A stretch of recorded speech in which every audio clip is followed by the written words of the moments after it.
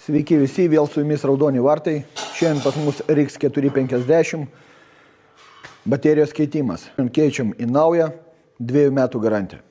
Pas mus debiutas, taip vat atrodo nauja baterija. Pirmą kartą tokią statom, liko porą sekundžių iki dangčio uždarimo. Toj uždarysim ir testuosim. Šiandien pas mus iškart 2 RX-ai, vieną atvežė iš Panevėžio, izoliacijos klaida. Izoliaciją pataisėm, pažiūrėjom dar ir bateriją į galą. Žmogus pasirinko gerą su metinę garantiją, o kitas RX-as šiandien nauja baterija. Baterija nauja ar nenauja, vis tiek ratą mes turim apsukti.